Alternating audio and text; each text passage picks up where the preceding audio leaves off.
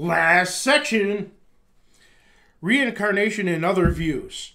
Seemingly real spirit manifestations bolster the Abrahamic concept of an afterlife, not reincarnation.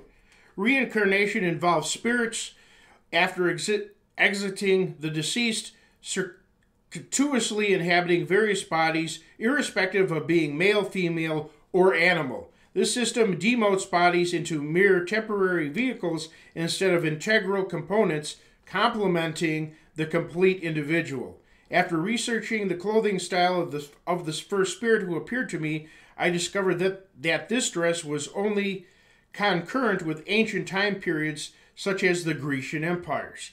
This demonstrated that spirit's affixation to an ancient period and the importance of her former body, instead of body hopping throughout history as reincarnation proponents assert. Reincarnation also suffers from lack of credibility. Hypnotized Americans constantly claim past lives of royalty and fame instead of boring peasantry, the lives of the vast majority throughout history.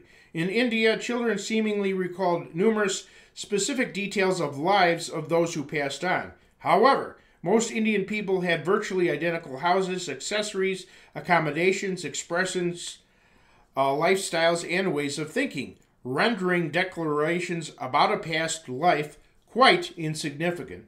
Furthermore, claimants of reincarnation usually identified past lives as having been lived less than 50 miles away, with chances of both families knowing each other. Why would spirits be stuck in the same region instead of being able to roam the nearly 13,000 kilometer wide planet? Thirdly, this belief facilitates problematic suppositions such as someone having been both another person's spouse and child. This idea that your body is not you contradicts the idea that your body amalgamated with your spirit is you, the Christian belief, affecting various attitudes toward our present life. For example, along with reincarnation, often comes the idea that bad circumstances result from one's misdeeds in a past life. Therefore, people tend not to help the downtrodden so as not to interfere with karma.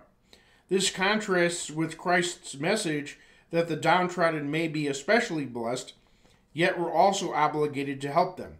Despite these problems, I would still entertain the notion of reincarnation, a la one of my favorite television series, Drop Dead Diva.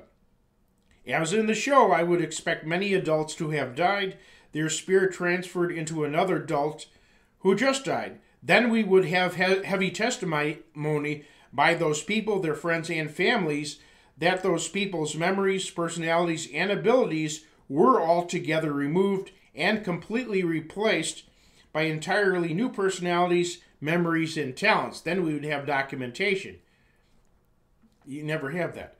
Why not? If reincarnation proponents postulate that human spirits can inhabit the widest variety of different animals and human infants, regardless of sex or race.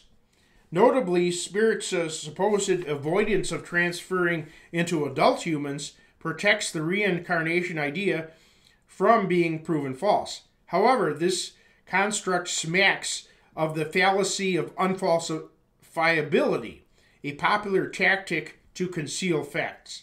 So taking all considerations together, reincarnation is false beyond a reasonable doubt. Reincarnation is thoroughly refuted in book form. Look that up on the internet, covering numerous other points not discussed here. Some atheists claim to believe in or have seen ghosts. The prevailing view is that these manifestations are energy according to the theory of quantum energy. However, all physical objects possess energy. After washing machines, cars, computers, or robotic arms go to the junkyard, their images never appear. As far as I know, I never heard of that. And according to eyewitnesses, full-body manifestations of people seemed unenlightened or confused, yet unlike movie portrayals, very much unlike movie ghosts, they do not jump in front of moving cars and cause accidents, disrupt work, and are always fully clothed. Evidently, manifestations are systematically regulated by a higher being. And again, the inability to measure or explain them through natural means makes them supernatural. Their origin thus requires a supernatural source. Angels and demons are also considered bodiless spirits, although they may inhabit a body.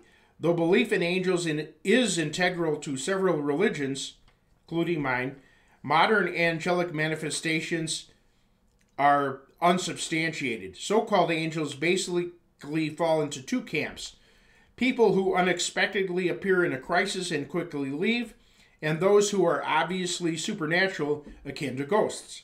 Since neither group identifies themselves as angels, assuming they are angels is presumptuous. Besides, angels are supposed to have superhuman power, which these cases don't demonstrate. Another problem is that the person who was aided usually did something careless, causing them to need aid, or a family member could have aided them instead of someone who lacked a family or did everything they could to help themselves, but to no avail.